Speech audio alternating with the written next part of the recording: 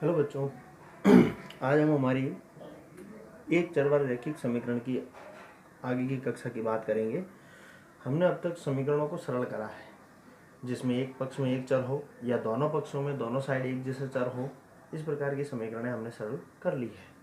अब हम क्या करेंगे कि कुछ ऐसे गणितीय कथन जो वाक्यांश द्वारा आपको दिए जाएंगे, उनको आपको गणितीय व्यंजक के रूप में लिखना है, फिर उसी तरीके से सरल करना है। तो आज आपको ये समझना पड़ेगा। उससे पहले आपको करना क्या है, आपको ये समझना जरूरी है कि किसी भी गणितीय कथन को किसी संख्या या किसी व्यंजक के रूप में लिखा कैसे जाए। जैसे किसी संख्या से दो अधिक, जब ये कथन लिखा हुआ मिले तो आपको इसको गणितीय व्यंजक में लिखना है।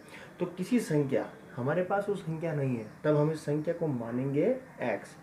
x से दो अधिक, तो अब इसको कैसे लिख सकते हैं?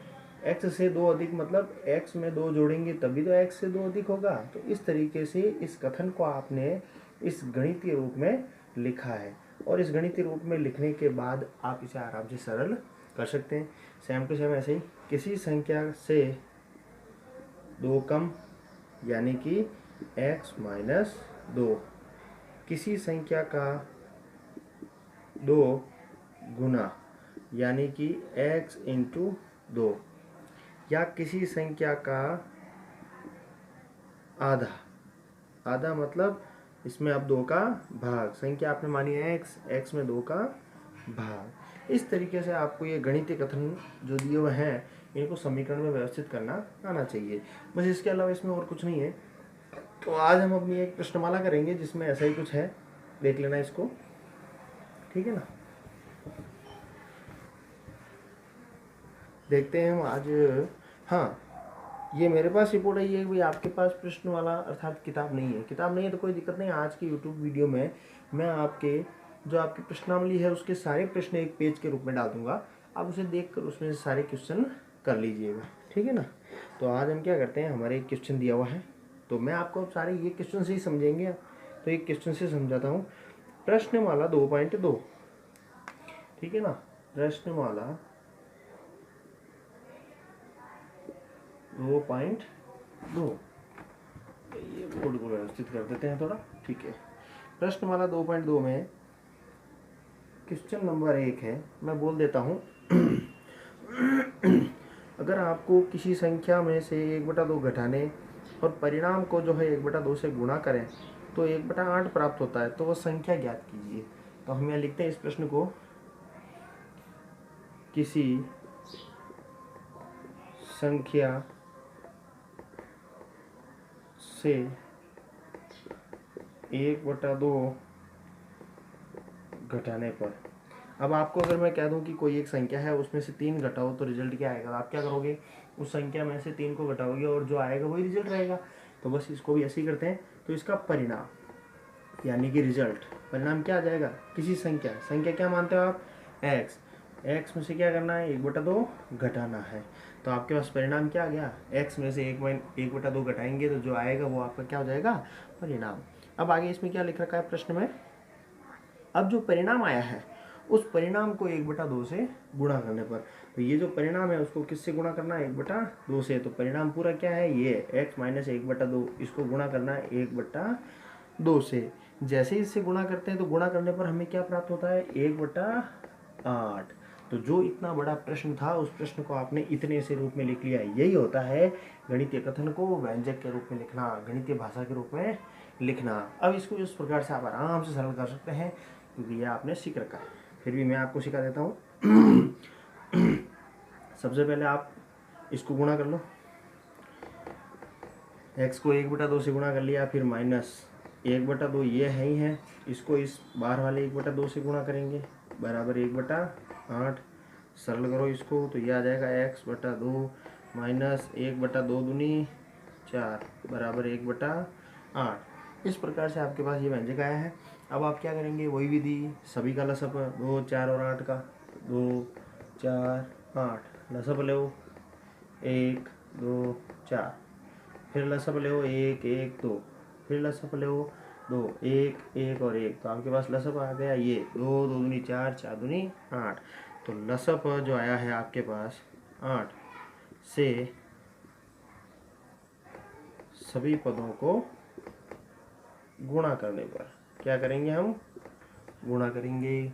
तो करो फिर गुणा करते हैं। देखो x/2 इंटू 8 माइनस 1/4 इंटू 8 बराबर 1/8 इंटू 8। अब जैसे जैसे सरल हो रहे हैं, सब आपने कर रखा है, इसे पूर्व की जो प्रश्नमाला है बड़ी थी उसमें आपने करा है, कर लीजिए। 2 का भाग इसमें 4 बार, 4 का भाग इसमें 2 बार, 8 का भाग 8 इसमें 1 बार। तो जो बच गया उसको लिख लो, x और 4, तो यह आ जाएगा 4x माइनस 1 इंटू 2 2 बराबर 1। अब ये मैं यहाँ लिख रहा हूँ, देखना एक बार। अब क्या करते थे, चर राशि यानी कि x वाले पदों को इधर बाकी को उधर, तो ये लिख दिया 4x बराबर, इधर 1 पड़ा है, इस 2 को चिन्ह के साथ उधर ले जाएंगे तो ये माइनस का था, किसका हो जाएगा, प्लस का। तो ये आ जाएगा 4x बराबर 3। अब आपको केवल x का मान चाहिए, तो x बराबर 3/4, यानी कि जो आपको संख्या प्राप्त करनी थी वो क्या है, 3/4। 3/4 में से 1/2 घटाओगे और उस 1/2 से गुणा करोगे तो क्या आएगा, 1/8। यह आप जांच के द्वारा भी देख सकते हैं। ठीक है, अब इसके आगे हम पढ़ते हैं। तो हाँ भैया, हम आगे बढ़ते हैं। इसी के साथ हम आपको क्या करेंगे, अब एक एक क्वेश्चन के कुछ हिंट देंगे। सारे एक जैसे हैं तो सभी बताना पॉसिबल नहीं है, कुछ आप करेंगे तभी तो आपको समझ में आएंगे, वरना मेरा बताना और आपका केवल यहाँ देखना, इतना ही बस। इसके आगे आपके कुछ नहीं होगा, तो ऐसा आपको करना नहीं है। ठीक है ना भैया। तो आपको करना क्या है मैं बता दूँ, 1 मिनट थोड़ा सा। हाँ, तो आपके अब क्वेश्चन लेते हैं। Question number 2। क्वेश्चन नंबर 2 में ये दे रखा है, आयताकार तरणताल है, उसकी लंबाई चौड़ाई के दुगने से 2 मीटर अधिक है। मतलब आपको इसमें पता नहीं है कि क्या दिया हुआ है, तो इसको आपको क्या मानना है, चौड़ाई। क्या मानना है, माना चौड़ाई बराबर x, ठीक है ना। और लंबाई जो है इसकी चौड़ाई के दुगने से 2 मीटर अधिक है।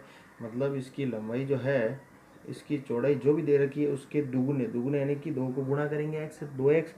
अब दुगने से भी कितनी अधिक है, 2, तो ये इसकी क्या हो जाएगी, लंबाई। अब आयताकार आकृति का जो परिमाप होता है, उस परिमाप का सूत्र क्या है, याद करो। परिमाप का सूत्र भूल गए, 2 इंटू लंबाई प्लस चौड़ाई। बस लंबाई की जगह लंबाई रख दो, चौड़ाई की जगह चौड़ाई रख दो, और परिमाप की जगह परिमाप। परिमाप कितना दे रखा है प्रश्न में, दूसरे प्रश्न में परिमाप दे रखा है आपके 154 मीटर, तो इसकी बराबर लिख दो 154 मीटर, और इस प्रश्न को सरल कर लो। ठीक इसी प्रकार से क्वेश्चन नंबर 3। एक समद्विबाहु त्रिभुज। सबसे पहले मैं त्रिभुज बना दूं, ये बन गया त्रिभुज, जिसमें समद्विबाहु का मतलब ये दोनों बराबर भुजाएं हैं, और आधार का मतलब जो नीचे तल होता है वो। ठीक है ना। अब आधार जो है आपको दे रखा है 4/3 सेंटीमीटर, और इसका परिमाप दे रखा है, तो उसकी 2 बराबर भुजाओं की माप ज्ञात कीजिए। तो हम क्या करेंगे, इन दोनों भुजाओं को मान लेंगे, ये भी x है और ये भी x है। किसी भी आकृति का परिमाप ज्ञात करना मतलब उनका योग होता है, तो हम इनका भी योग करते हैं। 4/3 प्लस x प्लस x, तीनों भुजाओं का योग इसका परिमाप कहलाएगा। और परिमाप यहाँ कितना दे रखा है, 4 सही 2/15। अब इसको सरल करते हैं, 4/3, x और x कितनी बार है, 2 बार है, दोनों समान चिन्ह के हैं, तो ये हो जाएगा 2x। इसको भी सरल कर लेते हैं, 15 को 4 से गुणा करेंगे 60, 60 और 2 62, 62/15। इस प्रकार की मिश्रित भिन्न को सरल भिन्न में बदलना भी आपको आता है, यह आपने दूसरी तीसरी कक्षा में सीख लिया है। अब आपके पास वही एक चर वाली रैखिक समीकरण हो गई। इसको एक चर वाले रैखिक समीकरण को आप आराम से सरल करके इसका मान ज्ञात कर सकते हैं, कोई इसमें दिक्कत नहीं है।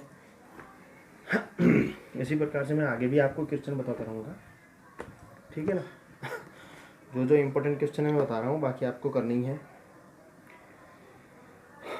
अब आपको एक थोड़ा इम्पोर्टेंट क्वेश्चन जैसा ही है, वो क्वेश्चन नंबर 4, ठीक है ना। क्वेश्चन नंबर 4 क्या कह रहा है, क्वेश्चन नंबर 4 में आपको 2 संख्याओं का योग जो कि 95 है, यदि एक संख्या दूसरी से 15 अधिक है तो दोनों संख्याएं ज्ञात कीजिए। तो यहाँ दिया हुआ है आपको 2 संख्याओं का योग बराबर 95। अब इनमें से आपको हिंट दे रखा है, संकेत दे रखा है। क्या संकेत दे रखा है?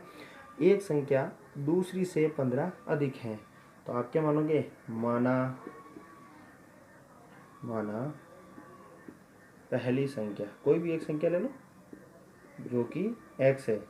अब इस पहली संख्या या दूसरी संख्या कुछ भी मान लो आप, इससे दूसरी वाली जो संख्या है वो क्या है? 15 अधिक है। तो यहाँ लिखेंगे हम दूसरी